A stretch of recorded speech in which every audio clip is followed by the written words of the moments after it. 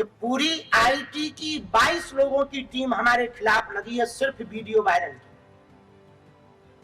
और fake video बना करके, एआई जनरेटेड वीडियो बना करके वायरल करते हैं, उस पर रुपया लगाते हैं, स्पॉन्सर्ड कहते हैं उसको, पैसा लगा करके वायरल करते हैं। मेरे पास उनका नंबर नहीं है तो मैं ठटरी फोन पे ही बांध देता।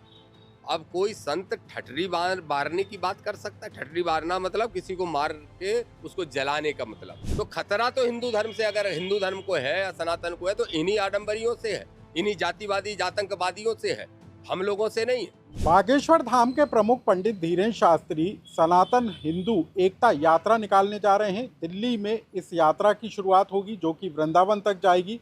7 नवंबर से लेकर 16 नवंबर तक ये यात्रा निकाला जाएगी और इसमें बताया जा रहा है कि हिंदुओं को एक करने के लिए ये यात्रा निकाली जाना है।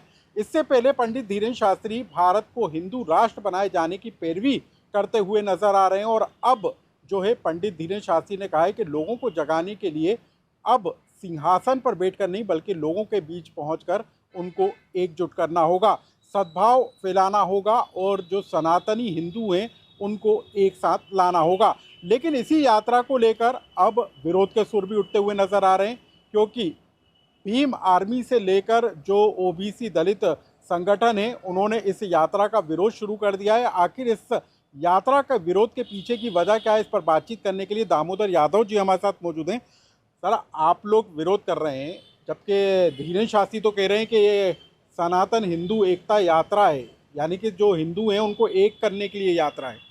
पहले तो धीरेन्द्र भाई ये बताएं कि क्या हिंदू अभी एक नहीं है? इसका मतलब वो ये मानते हैं कि हिंदुओं में बहुत बड़ी फूटन है। सच बात तो यह है कि ये यात्रा वो इस देश को हिंदू राष्ट्र घोषित कराने के लिए निकाल रहे हैं। हमारा दलित पिछड़ा समाज संगठन का, हमारे आज़ाद समाज पार्टी, भीम आर्मी और सब संगठन, ओबीसी महासभा साथी जितने भी हैं, इन सब का विरोध इस बात पे है कि ये देश भारतीय संविधान के अनुसार धर्मनिरपेक्ष है, और अगर धर्मनिरपेक्ष राष्ट्र को कोई एक धर्म का बनाना चाहता है, इसका मतलब वो आदमी संत नहीं है, वो सबसे पहले गैर संवैधानिक व्यक्ति है। तो ये यात्रा हमारी नज़र में गैर संवैधानिक भी है। दूसरा, वो उन्हीं मंचों से, कथाओं की मंचों से दूसरे धर्मों के प्रति नफरत भी फैलाने का काम कर रहे हैं। टोपी वाला, फलाना ढिकाना की बातें कर रहे हैं। तो मेरा ये मानना है और हमारे सभी साथियों का मानना है, इसलिए हमने राष्ट्रपति जी को चिट्ठी लिखी थी पिछली 20 तारीख को। 10 दिन हमने इंतज़ार किया, फिर से रिमाइंडर, उनको एक रिक्वेस्ट मेल भेजा। जब उस पर रिप्लाई नहीं आया तो फिर हम लोगों ने तय कर लिया कि अब हम सड़कों पे भी उतर रहे हैं इस यात्रा को रोकने के लिए, और न्यायालय में भी जा रहे हैं, कोर्ट भी जाने का काम कर रहे हैं। जब ये चिट्ठी उनके पास पहुंची और कई न्यूज़ चैनलों पे वो खबर चली, तो धीरेन्द्र शास्त्री ने कल हरियाणा में एक बयान दे दिया मेरे खिलाफ, और ऐसा बयान नहीं जिसमें मुझे धमकी तक दे दी उन्होंने। धीरेन्द्र शास्त्री कल बोलते हैं कि एक श्रीमान फलाने हमारी यात्रा को रुकवाने के लिए ये कर रहे हैं, मेरे पास उनका नंबर नहीं है तो मैं ठटरी फोन पे ही बांध देता। अब कोई संत ठटरी मारने की बात कर सकता है? ठटरी मारना मतलब किसी को मार के उसको जलाने का मतलब है। धीरेन्द्र शास्त्री कह रहे हैं कि उनके खिलाफ डीप फेक जो वीडियो हैं वो बनाए जा रहे हैं और एक वर्ग विशेष के द्वारा ये वीडियो बनाकर उनकी जो छवि है वो खराब की जा रही है। सभी न्यूज़ चैनलों पे कल वो वीडियो चल रहा है और लाइव चल रहा है जिस कार्यक्रम में वो थे। तो अगर ऐसा है तो उन चैनलों पे केस कर दे धीरेन्द्र शास्त्री, मैं भी उनका साथ दूंगा। सच बात तो यह है कि धीरेन्द्र शास्त्री की जुबान में बिल्कुल लगाम नहीं है। एक 27 साल का नौजवान लड़का है धीरेन्द्र, जिसको शास्त्रों का बिल्कुल ज्ञान नहीं है और जो हिंदू धर्म को या सनातन धर्म को कमजोर करने की बेवकूफ़ियां लगातार करते जा रहे हैं। लेकिन पंडित धीरेन्द्र शास्त्री को लोग तो सुन रहे हैं, एक दो नहीं लाखों लोग सुन रहे हैं और उनको फॉलो भी कर रहे हैं। इस देश के अंदर 90% लोग ऐसे हैं जो उनकी विचारधारा से सहमत नहीं हैं। उनको जोड़ने के लिए हम मंच नहीं लगाते। जो 10% लोग इनकी विचारधारा से सहमत हैं या इनके टोटकों से सहमत हैं, वो उनके लिए मंच लगा के उनको बुलाने का काम कर लेते हैं। मैं चेतावनी देते हुए कह रहा हूँ, सबसे पहले तो धीरेन्द्र ने जो मुझे धमकी दी है उसमें FIR धीरेन्द्र के खिलाफ मैं करा रहा हूँ, पूरे प्रमाण हमारे पास मौजूद हैं। उसके साथ साथ इस यात्रा को रोकने के लिए कोर्ट भी जा रहे हैं। उसके साथ साथ एक बात और मैं स्पष्ट तौर पे कह दूं कि धीरेन्द्र शास्त्री इस बात का भी जवाब दें कि क्या वो भूमाफिया भी हैं।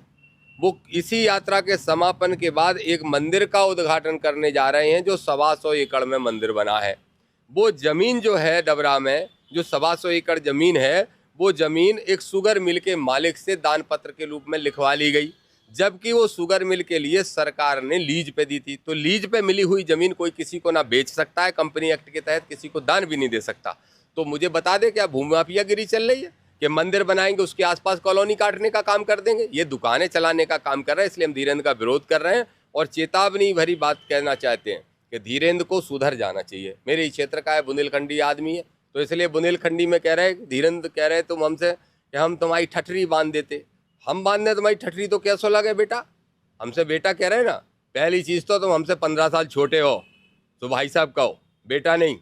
ध्यान रखो, ये जाति पाति के आधार पर बड़ा समझोगे तो तुम्हें सुधारने का काम हम भी कर देंगे, धमकियां देने का काम कर रहे हैं। दामोदर जी, आप कह रहे हैं कि सड़कों पर हम आंदोलन करेंगे, तो जब ये यात्रा निकाली जाएगी तो क्या आपका संगठन या आपके लोग सड़कों पर नजर आएंगे? क्या आप लोगों ने प्लान किया है? आज पत्रकार वार्ता में हम लोगों ने ये घोषणा की है 2 तारीख से लेके 6 तारीख तक। पहले तो आज और कल और हम राष्ट्रपति महोदय से और यहाँ राज्यपाल महोदय से दोनों से समय मांग रहे हैं, और अगर समय नहीं मिला और हमारी बात नहीं मानी गई तो सोमवार को हम लोग कोर्ट भी जा रहे हैं, हाई कोर्ट भी जा सकते हैं, सुप्रीम कोर्ट भी जा सकते हैं। उसके साथ साथ 2 तारीख से 6 तारीख 4 दिन तय किए गए हैं। मध्य प्रदेश के 30 से 40 जिलों में ज्ञापन, धरना, प्रदर्शन, पुतला दहन, ठटरी निकालना, जो ठटरी उन्हें बहुत पसंद है, आगी के लगे ठटरी के बंधे, ये सारे आंदोलन हमारा संगठन करने वाला है और लगातार करता रहेगा। वो तो ये यात्रा मध्य प्रदेश से नहीं निकल रही, नहीं तो सामने खड़े होकर रोकने का भी काम करते हैं। अच्छा दामोदर जी, जो धीरेन्द्र शास्त्री हैं वो कह रहे हैं कि आज से 20 साल बाद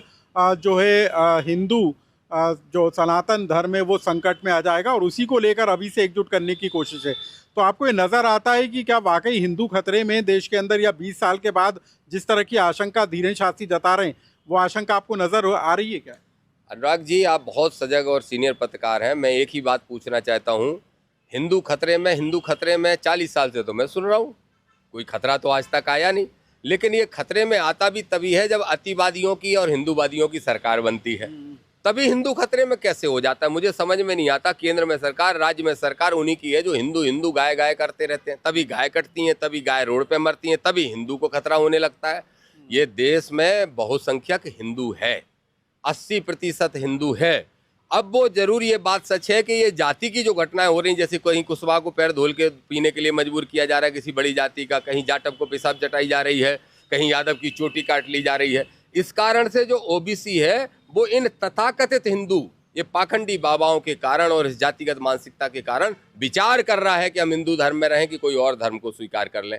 तो खतरा तो हिंदू धर्म से, अगर हिंदू धर्म को है या सनातन को है, तो इन्हीं आडंबरियों से है, इन्हीं जातिवादी आतंकवादियों से है, हम लोगों से नहीं। हम लोग तो हमेशा से इस धर्म का पोषण करते रहे, संरक्षण करते रहे और उस धर्म के अंदर जीते रहे, उसको प्रैक्टिस करते रहे। तो इनसे खतरा है, कोई खतरा नहीं है। ये एजेंट बन के, किसी दल के एजेंट बन के काम कर रहे हैं और ऐसे लोगों को बेनकाब करना हमारे दलित पिछड़ा समाज संगठन का काम है। एक और आखिरी सवाल, नेता प्रतिपक्ष उमंग सिंगार हैं, वो कह रहे हैं कि आदिवासियों के लिए धर्म कोड होना चाहिए, यानी हिंदुओं से अलग उनको एक धर्म कोड बनाए जाने की ज़रूरत है। क्या आपको लगता है कि ये आदिवासियों के लिए ज़रूरी है? देखिए, उमंग भाई ने जो कहा, मैं आदिवासियों को बहुत नज़दीक से जानता हूँ कई कारणों से, तो आदिवासियों की जो संस्कृति है उसको भी जानता हूँ। आज से 20 साल पहले जब मैं बड़वानी, छिंदवाड़ा, झाबुआ इस तरफ जाया करता था तो मैं देखता था कि आदिवासी अपने कुल देवी देवताओं को ज़्यादा मानते थे, हिंदू देवी देवताओं को बहुत कम मानते थे। पर जिस तरीके से संघ ने, आरएसएस ने काम किया, तो अब आज वहाँ भी भगवा झंडा दिखाई देने लगे। इसलिए चिंता हो रही होगी उमंग सिंगार को। लेकिन मैं कहूँगा उमंग भाई, आपकी बात से मैं सहमत हूँ, आपका मैं साथ देने को तैयार हूँ, लेकिन एक बात पर अडिग तो रहो। पहले कह दे तो कि आदिवासी हिंदू नहीं, फिर अगले दिन कहते हो नहीं मैंने ऐसा नहीं कहा, मैंने खुद हजारों गणेश जी बांटे। तो फिर हिंदू नहीं हो तो फिर गणेश जी क्यों बांटते हो? मैं उमंग सिंगार को भी कहना चाहता हूँ, लड़ना है तो हिम्मत जुटाओ, देंगे हम तुम्हारा साथ। तो दलित पिछड़ा वर्ग संगठन है जो पंडित धीरेन्द्र शास्त्री की सनातन हिंदू एकता यात्रा के खिलाफ सड़कों से लेकर कोर्ट तक जाने को तैयारी में है और इस बात का ऐलान कर दिया है कि ये ना सिर्फ हिंदुओं को एकजुट करने बल्कि हिंदुओं को बांटने और एक तरीके से पाखंड करने का खेल पंडित धीरेन्द्र शास्त्री कर रहे हैं। लोकमत के लिए भोपाल से अनुराग श्रीवास्तव।